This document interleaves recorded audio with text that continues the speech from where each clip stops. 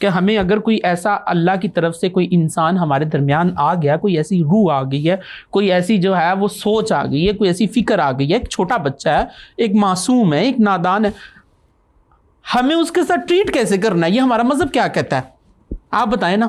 بالکل اچھی طرح ٹریٹ کرنا چاہیے, تو کرتے ہیں ہم اچھے لوگ؟ طریقے سے ٹریٹ کرنا چاہیے. میں یہی تو جاننا چاہ رہا تھا کہ یہ نہیں کرتے. یہ ظلم ہے معاشرے کا, بہت ظلم ہے, یہ ظلم ہے معاشرے شدید کا. ظلم ہے. جہاں آپ ان کے گناہوں کے اوپر جو ہے وہ ایکشن لیتے ہو, ان کو ہائی لائٹ کرتے ہو, ان کی بے بسیوں کو بھی ہائی لائٹ کرو, ان کی کمزوریوں کو بھی ہائی لائٹ کرو. میں یہی ہائی لائٹ کرنا چاہتا ہوں. مجھے بتائیں, آپ نے تو یہ معاشرے والی بات تو بہت اچھی کی. اچھا پھر یہ بتائیں کہ آپ ایک فیلڈ میں تھے, آپ اس فیلڈ میں اپنا نام بنا رہے تھے, آپ کام کر رہے تھے, پیسے کما رہے تھے, پھر آپ نے یہ والی راستہ جو ابھی جو میں ابھی آپ کو دیکھ رہا ہوں, ماشاءاللہ بارش ہیں آپ, اور عمرہ کر کے آئے ہیں آپ, اللہ کی بات کرتے ہیں, اللہ کی طرف آپ کا رجوع ہو گیا ہے, یہ کیسے شفٹ کیا آپ نے؟ یہ اللہ نے کیا الحمدللہ, بس اللہ کی طرف سے ہدایت. یہ پہلا کیسے ہوا, یہ پہلا پوائنٹ کیا تھا؟ پہلا پوائنٹ ایسا ہوا کہ میں کراچی میں تھا, یہ ہے سن 2013 کی بات.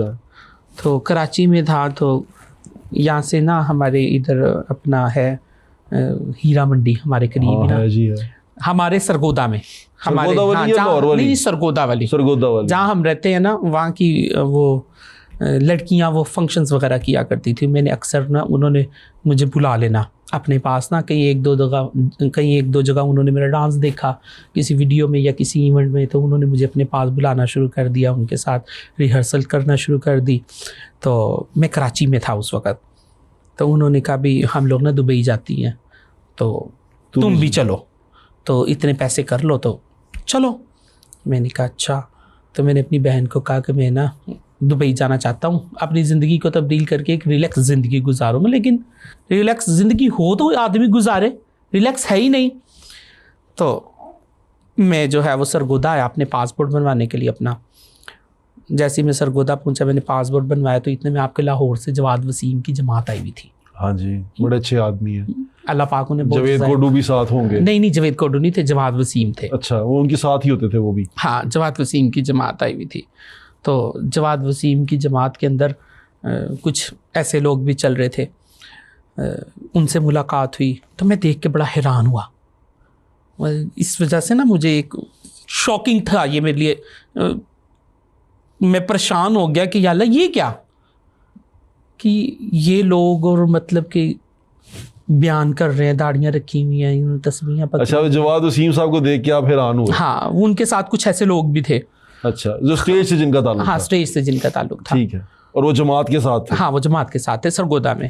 خیر میں نے اپنا پاسپورٹ وغیرہ بنوایا, میں نے پیسے وغیرہ سسٹر سے, میری بڑی بہن سے, وہ اللہ پاک سے بہت جزائے خیر عطا فرمائے.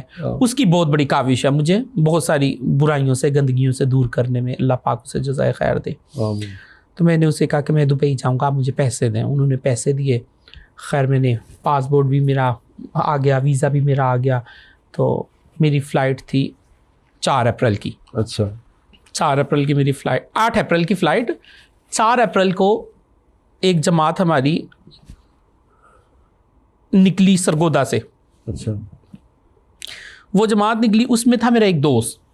جماعت مانے یہ جماعت مذہبی نہیں ہے, یہ پارٹی ہے؟ تبلیغی جماعت نہیں, تبلیغی جماعت نے جانا تھا ایک نے چلے کے لیے, چلے کے 40 دن کے. ہاں, چلے کے لیے. اس میں تھا میرا ایک دوست. وہ دوست بھی اسی فیلڈ سے تھا؟ ہاں جی, میں اس کا نام لے لیتا ہوں, ساجد اس کا نام ہے. اچھا, ساجد بھائی. ہاں, تو وہ جا رہا تھا چلے میں, میں نے تو دبئی جانا تھا. تو میں نے اس کو کال کی, میں نے کہا یار میں نے نا کوئی شاپنگ کرنی ہے, تو ہمارے سرگودا میں گول چوک ہے, میں نے کہا تو وہاں آ جا. وہ گول چوک آ گیا. تو میں نے اسے دیکھا, وہ تو ماشاءاللہ بڑا تبدیل ہوا, داڑھی شاڑی رکھی ہوئی, اور میں نے کہا اچھا, داڑھی رکھی ہوئی تھی؟ ہاں, اس نے مطلب کہ چینج ہو گیا نا, زندگی چینج ہو گئی. ٹھیک ہے. اس نے داڑھی شاڑی رکھی ہوئی. تو جیسے وہ آیا, کچھ کسی چیز کے اوپر ہماری بحث ہوگی, آپس میں ہماری تکرار ہوئی کسی چیز پہ. تو میں نے کہا اچھا جیتے میرے کو ٹائم کوئی نہیں, میں کہا سویرے آ کے تین میں پوچھاں گا تیری مسجد مرکز میں. اچھا, اس سے پہلے جو ہے میں آپ کو عجیب بات بتانے لگا ہوں, پتہ نہیں اس کے بعد کیا ری ایکشن ہوگا. بڑے بڑے زندگی میں معاملات آئے, اللہ پاک معاف فرمائے. اس سے پہلے جو ہے وہ میں اکثر فیضان مدینہ مرکز جایا کرتا تھا, میں وہاں پہ بھی گیا ہوں کافی عرصہ.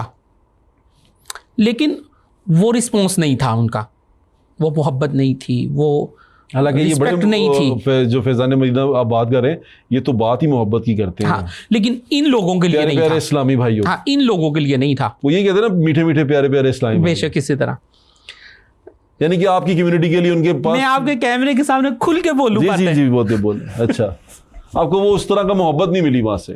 نہیں میں یہ تو نہیں کہتا, لیکن وہ رسپانس نہیں تھا. اچھا ٹھیک ہے.